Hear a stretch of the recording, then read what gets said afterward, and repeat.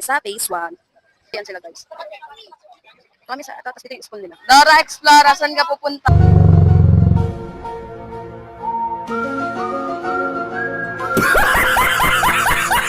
Ayan guys. Bibili kami ng uniform. Ayan, di ba? Ang daming mga kids. Sarap mga pagkukutungan. Last year na uniform nila ay napagliatan na nila. Kaya we need to buy a new uniform. Dito kami lagi namimili ng uniform guys. Kasi wala lang, gusto lang ng chat. Gunggong! Barinig kita sa mukha eh! Dito lang yung school nila, kaya makikita mo agad yung display kung anong uniform yung hinahanap namin. Ayan, saka madami silang uniform na available dito, hindi lang yung pang dito lang. Madami ring choices. Ayan, so sukatan na nga siya. Lens, dito ka lens. Ayan sila. Lens, dito ka. Ayan. Patingin, usod ka nga doon ha, usod ka. Yung medyo malaki te. Oh. Kasi mabilis sa kanya lumaki eh. Ayan. Anong size yan te? Ah, okay. Ayan. Usod ka doon, usod ka. Wala yung maikli yung pala eh. Hindi pa maluwag sa kanya, medyo maluwag sa kanya. Ayan.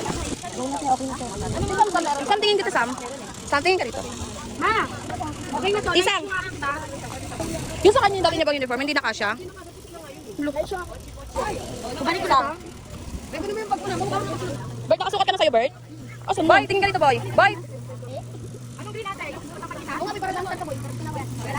Ikaw, saan? Anong nahanap sa'yo? Napalitan to? Mas malaki? Ayaw kanina. Tisang, tingin ka dito, Tisang. Ito mo naman sukatan. Gutom na agad siya. Recess mo na. Ang hirap na hanapin ng size. Tisang, dun lang.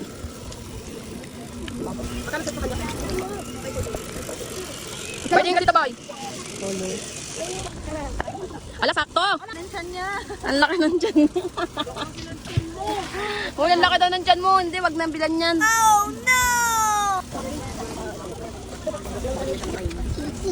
XL, saka double X. Yan. Pwede na siyang magpasok. Magpasok sa banga.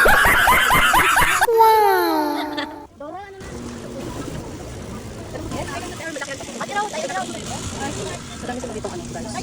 Marami sila ang mga staff. Ayan, dalawa yan.